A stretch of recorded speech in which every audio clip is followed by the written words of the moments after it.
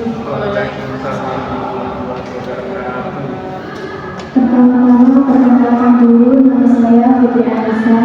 Di sini saya bertemu teman saya yang bernama Audrey Kusuma dan sebelumnya yaitu Nikola Abdul Abu.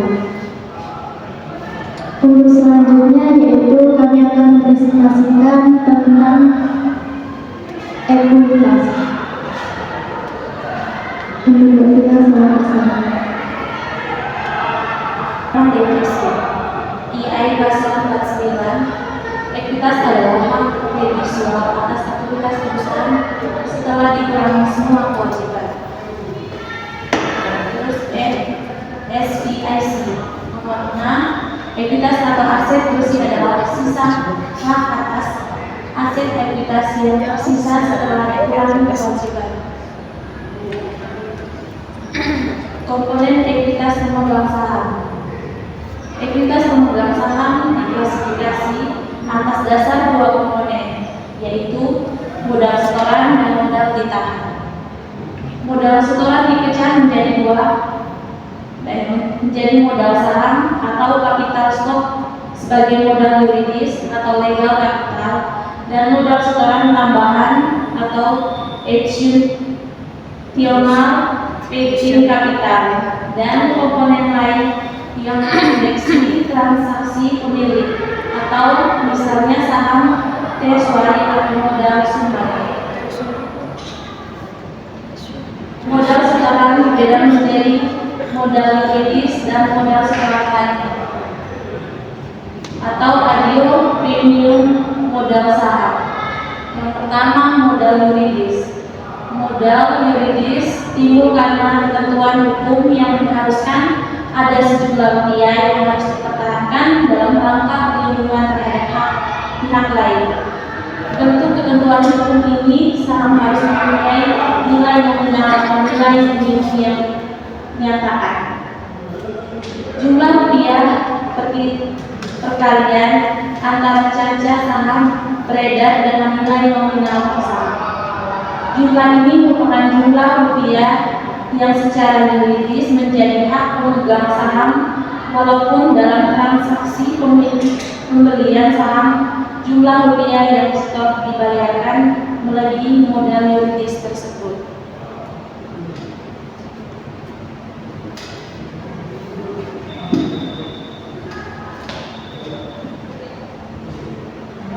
Modal setoran dibedakan menjadi modal yuridis dan modal setoran lain. Regio atau premium modal saham. Pertama itu modal setoran lain atau regio.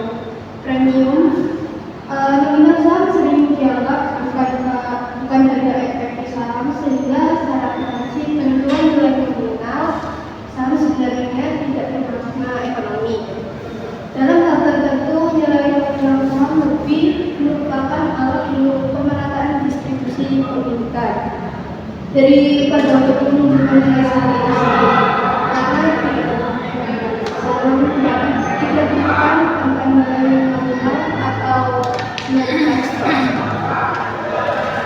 Tujuan pengujian ekuitas.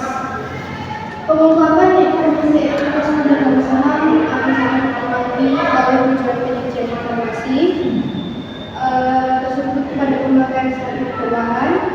Pada umumnya tujuan pelaporan informasi ekuitas menyediakan informasi kepada yang berkepentingan tentang efisiensi dan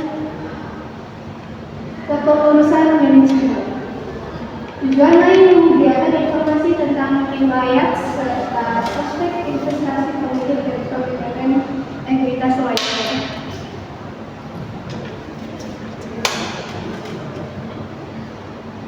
Perbedaan modal setoran dan laba ditahan. Laba ditahan pada dasarnya terbentuk dari akumulasi laba yang digunakan dari akun intisari baru. Begitu saldo laba ditutup, laba ditahan sebenarnya saldo laba yang telah itu menjadi elemen yang terkait saham yang besar. Laba ditahan merupakan indikator dari laba sehingga laba ditahan harus selalu dipisahkan dengan modal setoran meskipun jumlah akhirnya ditotal untuk membentuk ekuitas pemegang saham. Perintah ini juga penting secara yuridis karena modal setoran merupakan dana besar yang harus tetap dipertahankan untuk menunjukkan perlindungan bagi pihak lain. Dana ini hanya dapat ditarik kembali dalam likuidasi rupiah secara yuridis, dapat digunakan untuk pembagian dividen. Perubahan modal setoran. Berbagai sumber yang dapat mengubah modal setoran dengan yang pertama ada pemesanan saham. Pemesanan saham ini bila saham telah terjual dan pembeli telah membayar. Sebelum kesepakatannya, sertifikat saham diserahkan kepada pembeli sehingga secara visi saham dalam portfolio akan berkurang. Yang kedua ada obligasi terkonversi. Perusahaan menerbitkan obligasi dengan karakteristik bahwa obligasi tersebut dapat ditukarkan dengan cara biasa atas kedua media obligasi dari periode investasi tertentu. Ada dua nilai yang dapat digunakan sebagai basis kapitalisasi, yaitu nilai buku dan nilai pasar. Yang ketiga ada saham prioritas terkonversi. Pendapatan pertama nilai nominal saham prioritas konversi premium atau diskon ditransfer ke modal pemegang saham dan premium atau diskon modal pemegang saham biasa. Tidak ada untung atau rugi yang diakui pada saat transaksi tersebut. Perubahan modal setoran yang keempat yaitu dividen saham. Dividen saham ini distribusi dividen dalam bentuk saham yang sejenis dengan saham yang mula-mula diterbitkan. Bila distribusi dividen saham tidak disertai kapitalisasi, dividen saham akan menyerupai pemecahan saham atau stock split. Yang kelima yaitu hak beli saham. Hak yang diberikan bagi pemegang saham lama untuk membeli sejumlah saham. Hak beli saham sering dianggap mempunyai harga pasar selain menimbul pendapat bahwa hak beli saham tersebut dikapitalisasi. Yang keenam yaitu opsi saham. Opsi saham yaitu ada dua, satu opsi saham imbalan. Banyaknya saham dan harga pengambilan sudah diketahui pada saat opsi ditawarkan, maka kompensasi dapat diukur pada saat itu atas dasar selisih harga pasar dan harga pengembalian. Akan tetapi kalau cacat saham dan harga pengambilan tergantung pada masa mendatang. Kompensasi yang diperhitungkan dan diakui sebagai biaya adalah selisih harga pengambilan dan harga pasar. Yang kedua yaitu opsi saham imbalan. Opsi saham diluncurkan bukan untuk tujuan meningkatkan kompensasi karyawan, tetapi untuk meningkatkan status karyawan sebagai pemilik perusahaan dan untuk membantu perusahaan menambah dana. Yang terakhir yaitu waran. Dalam PSAK nomor 41 pasal 3, efek yang diterbitkan oleh suatu perusahaan yang memberi hak kepada pemegangnya untuk memesan saham dari perusahaan pada harga dan jangka waktu tertentu. Pemegang waran dapat membeli sejumlah saham dengan mengembalikan waran tersebut dan membayar sejumlah uang kas. Penurunan modal setoran. Perubahan modal setoran yang dibahas di atas bersifat menaikkan atau menambah modal setoran. Pada umumnya lebih banyak faktor yang bersifat menaikkan modal setoran daripada yang menurunkan modal setoran. Alasannya modal disetor dan tertanam dalam perusahaan. Modal tersebut akan menjadi investasi permanen. Saham treasury adalah saham yang akan mengurangi modal setoran karena penarikan kembali saham untuk sementara menjadi saham treasury. Alasan perusahaan melakukan penarikan saham yaitu yang pertama, saham tersebut akan diterbitkan kembali kepada karyawan. Yang kedua yaitu akan digunakan untuk membeli perusahaan lain. Perubahan laba Laba ditahan dalam suatu periode hanya berubah karena laba atau rugi operasi dan pembagian dividen. Beberapa hal lain yang dapat menyebabkan perubahan laba ditahan yaitu yang pertama penyesuaian periode lama atau periode lalu, perlakuan terhadap suatu jumlah rupiah yang mempengaruhi operasi periode masa lalu, bukan sebagai pengulang atau penambah perhitungan laba tahun sekarang. Yang kedua yaitu koreksi kesalahan dalam laporan keuangan sebelumnya. Sistem akuntansi biasanya sudah dirancang cukup cermat sehingga dalam pencatatan akan segera dapat dikoreksi. Yang ketiga yaitu pengaruh perubahan akuntansi. Suatu perusahaan mungkin melakukan kebijakan yang mempunyai pengaruh terhadap konsistensi dalam proses akuntansi dan pelaporan keuangan. Ada 3 macam perubahan akuntansi yaitu perubahan prinsip atau metode akuntansi, perubahan taksiran atau estimasi, dan perubahan kesatuan laporan. Yang keempat yaitu kuasi reorganisasi, prosedur akuntansi yang mengatur perusahaan untuk merestrukturisasi ekuitasnya dengan menghilangkan defisit dan menilai kembali seluruh aset dan kewajibannya. Berikutnya penyajian modal pemegang saham. Urutan penyajian kewajiban dan modal pemegang saham dalam rencana sebenarnya menggambarkan urutan perlindungan dalam kondisi perusahaan mengalami defisit dan dalam kondisi perusahaan dilikuidasi. Dalam terjadinya defisit, urutan penyajian menggambarkan urutan penyerapan rugi atau squares of race. Sedangkan dalam kondisi likuidasi, urutan penyajian menggambarkan urutan perlindungan yuridis atau legal squares of protection bagi para penyediaan dana dan dalam hal terjadinya likuidasi. Berikutnya penyajian modal pemegang saham. Urutan penyerapan rugi, urutan penyerapan biaya rugi dan rugi luar biasa atau squares of race dapat digambarkan sebagai berikut. Yang pertama, pendapatan kotor. Pos ini menyerap semua biaya dan rugi dan beban atau race yang berasal dari transaksi non-milik. Yang kedua, laba bersih. Bila digunakan pendekatan laba komprehensif, laba bersih akan terjadi laba komprehensif. Yang ketiga, laba ditahan. Hal ini hanya dapat dilakukan apabila laba bersih periode berjalan tidak cukup untuk menyerap suatu rugi tertentu atau rugi luar biasa. Urutan penyerapan rugi yang keempat, premium modal saham.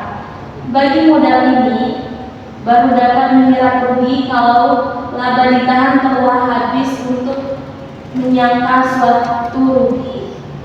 Dengan kata lain, modal saham harus tetap dijaga keutuhannya sampai premium modal saham benar-benar telah habis.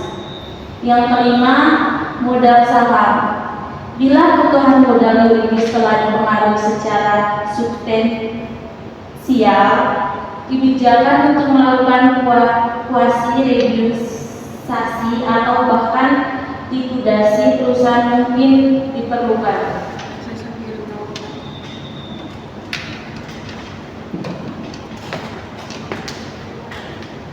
Urutan penerimaan distribusi.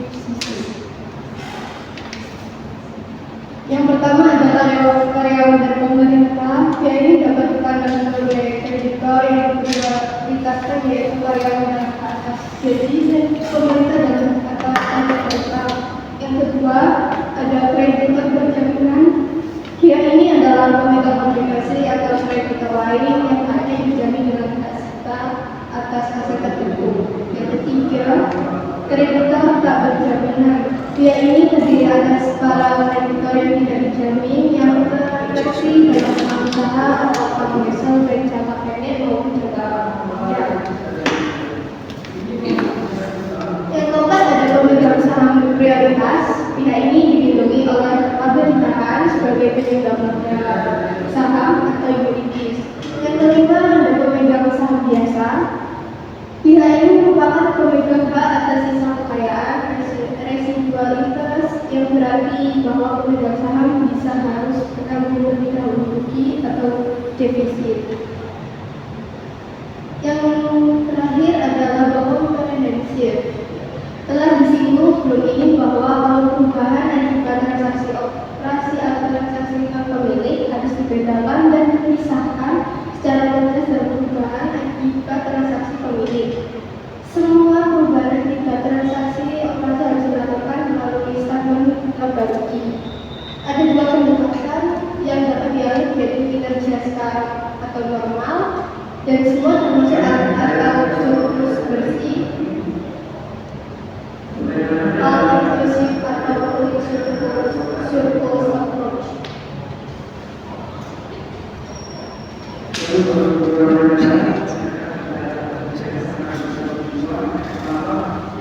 Baik, sekian penyampaian materi dari kami. Untuk sesi selanjutnya yaitu sesi tanya jawab. Silakan yang ingin bertanya. Pertanyaan dari jabatan kelebihan usaha presiden. Yang pertama kelebihannya itu membantu perusahaan menemukan sejumlah dana cadangan untuk menggunakan sertifikat.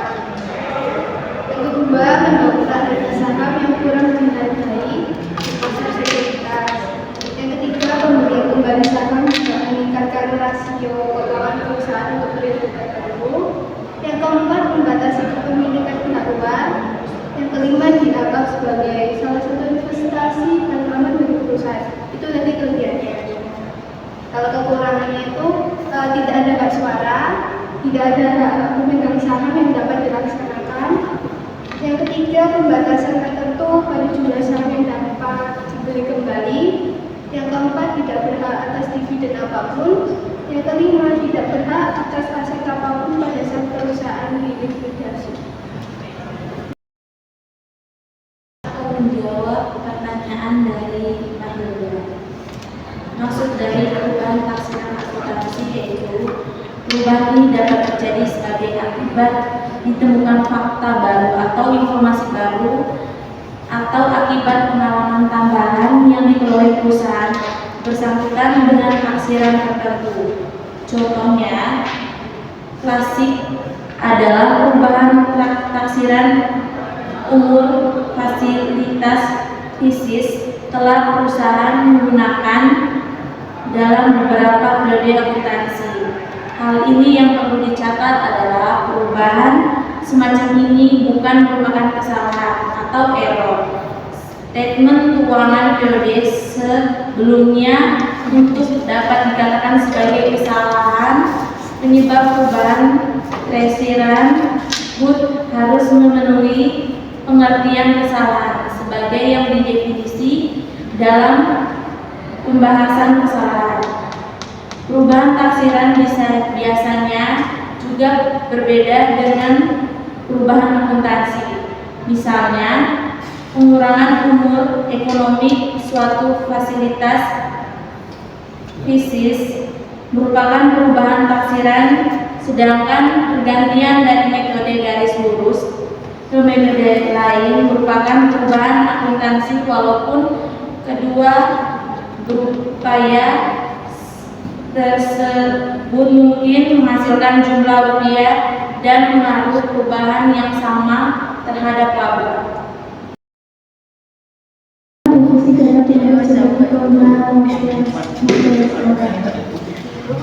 Menurut Peraturan Perdagangan 1970 menyebutkan bahwa kalau terjadi defisit tidak perlu segera diserap oleh market explorer.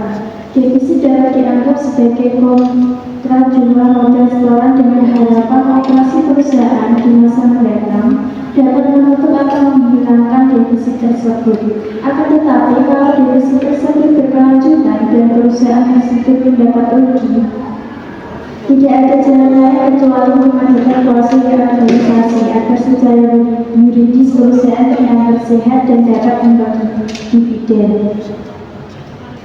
Bagaimana? Terima kasih.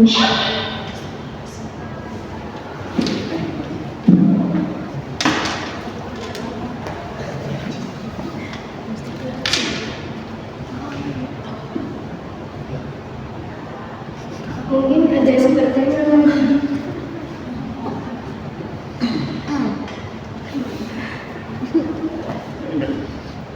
Enggak ada.